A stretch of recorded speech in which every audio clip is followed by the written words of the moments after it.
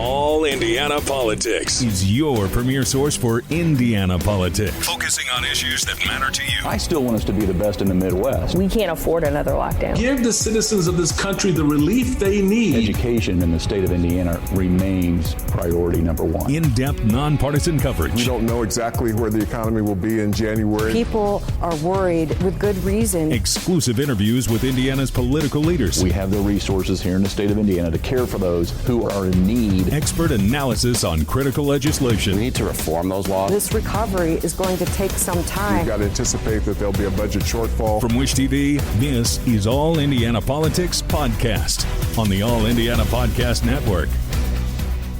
Good Sunday morning. Welcome to another edition of All Indiana Politics. I'm Phil Sanchez. The 2024 election is now entering the home stretch. Vice President Kamala Harris officially accepted the Democratic nomination for president on Thursday night. Harris leaned heavily into her time as a prosecutor in her acceptance speech. She also spoke of the need for strong alliances overseas and economic fairness at home. Harris told supporters the nation cannot afford to put Donald Trump back in office. Our nation with this election has a precious, fleeting opportunity to move past the bitterness, cynicism, and divisive battles of the past, a chance to chart a new way forward. Not as members of any one party or faction, but as Americans. Harris also relied heavily on her own life story in her speech. She talked at length about growing up in a working class neighborhood in the Bay Area and the lessons she learned there. Indiana sent 88 delegates to the Democratic National Convention. Our government reporter Garrett Berquist talked to one who attended for the very first time.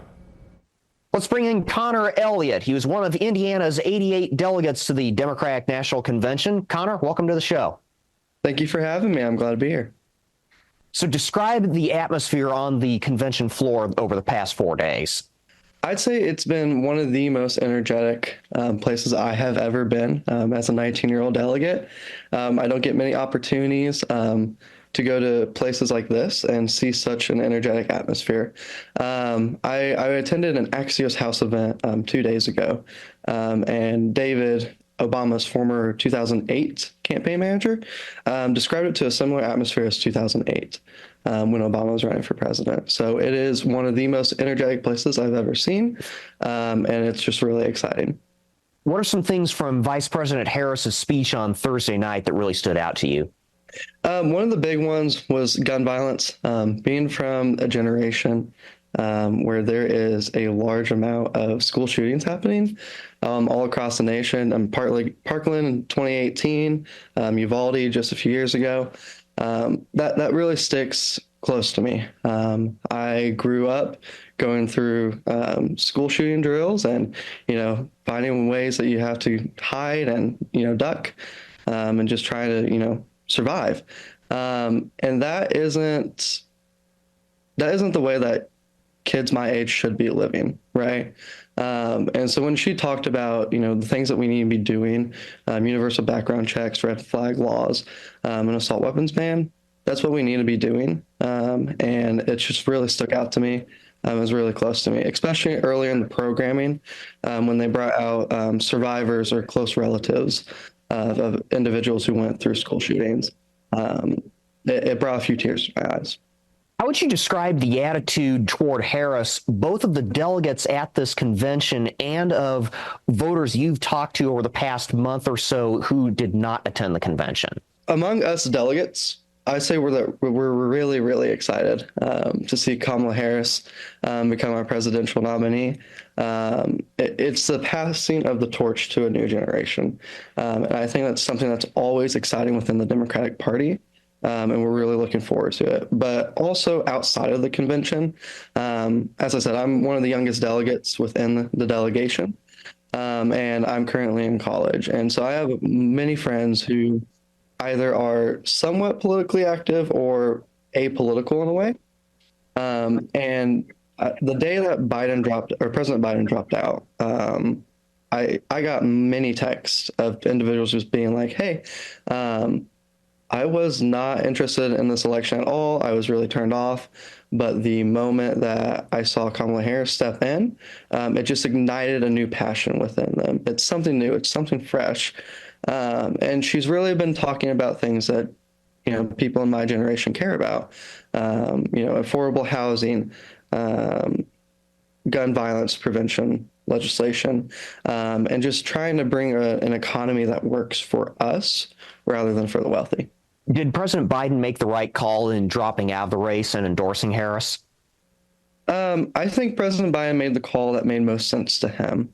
I believe that he looked at the polls and that he looked at all the situation around him and made the call that was correct according to him. Either way, if President Biden had stuck or if President Biden had dropped out, I would have stuck with him all the way. But I think it is one of the most selfless calls that any politician can make in American politics.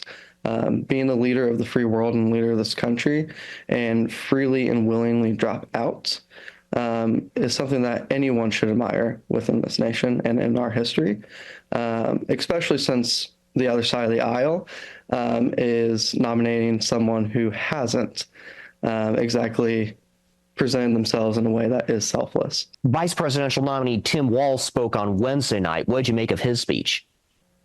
I think it was exciting. It reminds me of my own father and a lot of other fathers around me that I grew up around. I was texting a friend and I compared him to a girl dad. And it was just something that was really interesting to see on a national stage at that level. He really presents himself as being comfortable in his own skin. And that's not something that I think you see as common within American politics, especially on a national stage such as the vice presidential position. So it's really exciting to see something that authentic. And I think he's a wonderful partner to Vice President Kamala Harris. I think they would make a great duo within the White House. What's one thing that went on behind the scenes at the convention that you wish people back home could have seen? I wish that people could have seen the energy on the floor. I had the opportunity as being a delegate to actually walk onto the convention floor, so the big main area near the stage. And just to have that opportunity to take it all in and be around people from all across the United States, from Alaska to Michigan nearby, Florida, Arizona, New Mexico was right by us, near where our delegation was sitting. And just to be able to sit there and take that in, I think that's something that I wish a lot more Americans would be able to see the energy that we had, and to be able to take that and realize that this is a movement that's coming through, and that this is a series of joy that is being brought through our party, but also America. What do the next couple of months look like for you between now and Election Day? No, absolutely. So I work with the Indiana House Democratic Caucus. And so over the next few months, we are going to be working to get out the vote, make sure that our message is spread to Hoosiers that we need to break the supermajority and end 20 years of strict Republican rule within the state, and just trying to ensure that we can show Hoosiers that there's a different way. Connor Elliott is a first-time delegate to the Democratic National Convention from Shelbyville, Indiana. Thank you for joining us. Thank you. All right, coming up, the state ponies up millions in water infrastructure for a controversial research park. Welcome back. The state will pay millions of dollars to boost the water supply for controversial land development in Boone County. This comes as a new study finds central Indiana needs better water conservation plans. News 8's government reporter Garrett Berquist explains who would pay the bill and where the water would come from. During a briefing here in Bloomington, IEDC officials told lawmakers the state will put up to $50 million toward the cost of expanding water infrastructure in and around the city of Lebanon and the Leap District. But some lawmakers wonder if that's going to be enough long term. IEDC officials say Lebanon's current water infrastructure is maxed out. The initial Eli Lilly commitment and related water demands maximized local utilities capacity, meaning that a new supply of water was going to be required to enable Lebanon to continue to grow. The water question flows beneath much of the criticism of the LEAP district. That's the high-tech research park under development in Boone County. An IEDC study last year concluded the Wabash River Basin has more than enough water to support the LEAP district. But activists and people who live there say the IEDC's methodology wasn't sound and did not consider future water needs. The IEDC says the state will provide up to $50 million to cover the first couple of years of a planned water bond.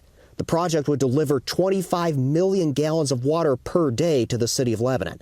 Officials say the cost ultimately would fall on new customers within the LEAP district, not existing ones. Where's this particular water coming from for the phase one? Phase one will be coming from Citizens Energy System. They have multiple well fields and multiple treatment plants that they are currently engineering to figure out where the optimum way to draw water to deliver to the Lebanon area.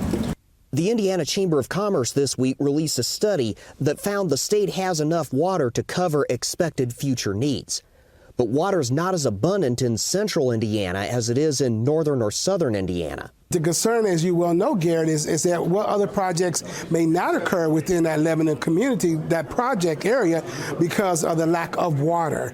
And I know there's still water studies going forth. The Chamber recommends developing a statewide water use plan and having the Indiana Finance Authority conduct all water surveys. Garton and Porter both tell me those are good ideas, though Porter says he'd prefer regional water use plans instead of a single statewide one. Garton says he's satisfied with the IEDC's plans so far, but he wants transparency as the project continues. The Indiana Finance Authority's comprehensive water study is still ongoing. We expect it will be completed by the end of this year.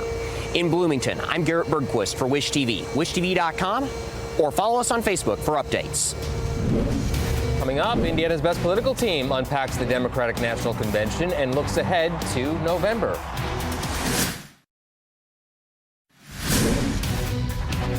All right, welcome back to All Indiana Politics as we welcome in two members of Indiana's best political team, Democrat Dana Black and Republican Whitley Yates. Good to see you both. Lots to unpack this week. Let's begin with the Democratic National Convention. Dana, Harris used a lot of the kind of rhetoric that we typically associate with Republicans. She leaned into her experience as a prosecutor. She promised a lethal military. She even used the phrase secure the border. Does this suggest a play for the center? Yeah, it's a play for the center, but I think it's a play for all Americans. I mean, my goodness, that convention, first of all, I just returned home from Chicago. As you can tell, I don't have a voice because the energy was incredibly high. Everybody was excited and united.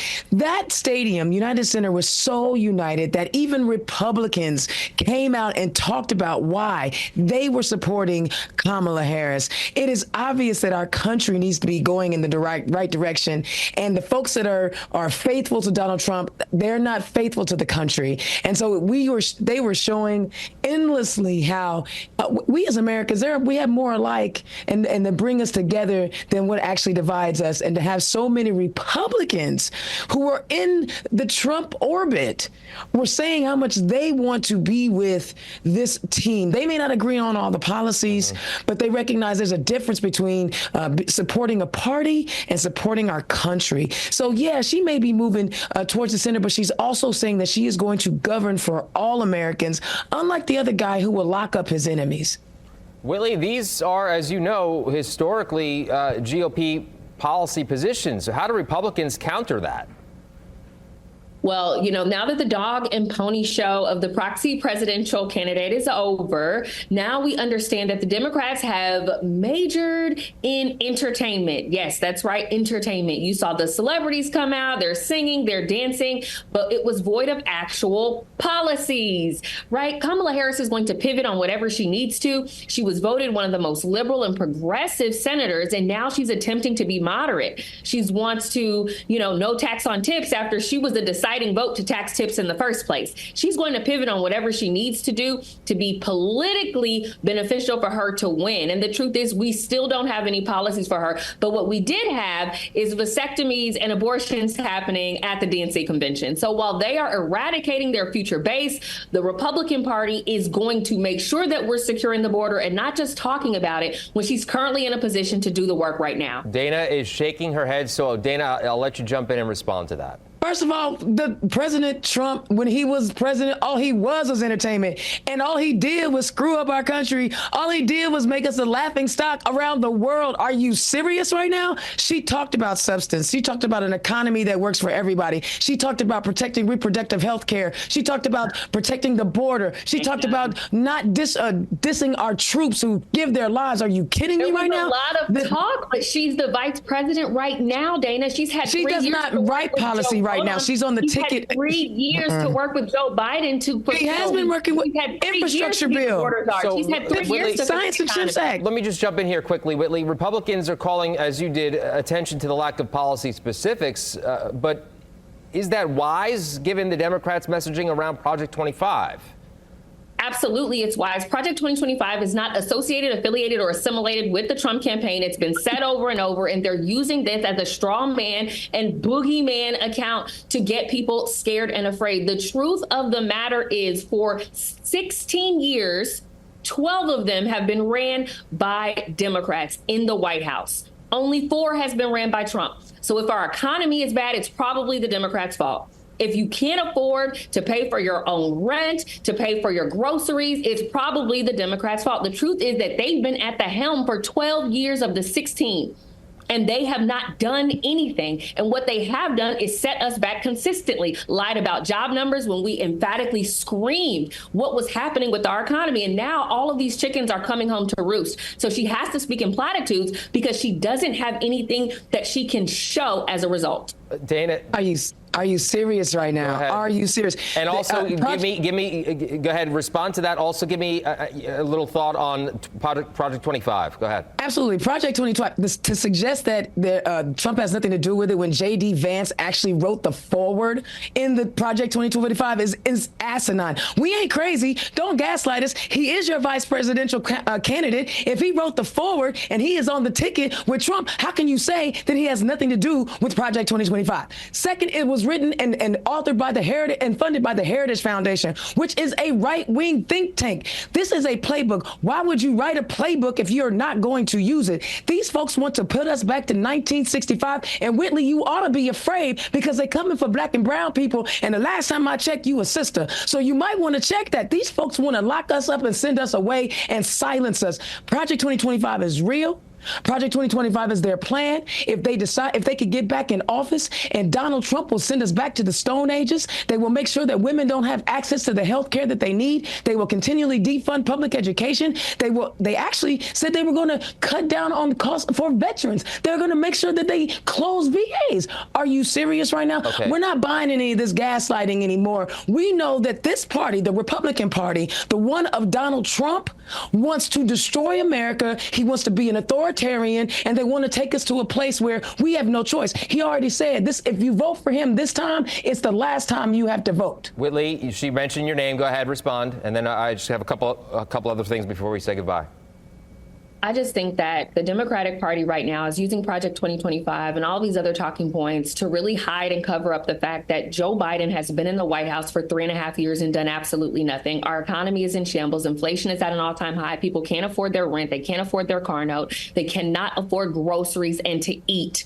And this is not an inflation of COVID. It's the inflation of right now. And the truth is, these kitchen table topics were not even covered. All right. Our border has been... I have about a minute left, and I want to get your thoughts on this from both of you. So quickly, Robert F. Kennedy Jr. suspended his presidential campaign on Friday afternoon.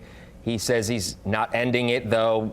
How does it affect, the Harris and Trump campaigns? Dana, you first. I don't think it'll affect it at all. He wasn't even on, half the state's ballots, so he wouldn't have won anything. Him dropping out, honestly, is a good thing because it was a clown show anyway. It wasn't legitimate, and I would rather have real politicians and real policymakers running for president. Now, if the Republicans could get one, that would be great. Yeah. Whitley, does this hurt or help former President Trump, or does it hurt or help Harris? I think it's hilarious that Dana is saying that it wasn't a real campaign and he wasn't on half the ballots when Kamala Harris was on absolutely none of the ballots. She was on every ballot about that.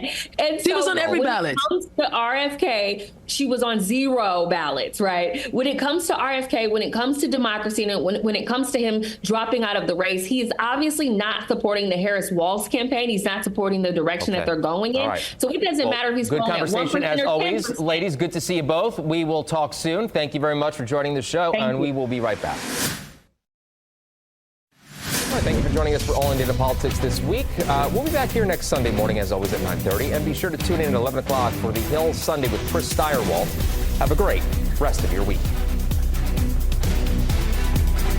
From Wish TV, this is All Indiana Politics Podcast on the All Indiana Podcast Network. Watch All Indiana Politics live Sunday mornings at 9:30 on Wish TV and at wishtv.com. Subscribe to this podcast and listen weekly here on the All Indiana Podcast Network. And be sure to discover even more great podcasts at allindianapodcastnetwork.com.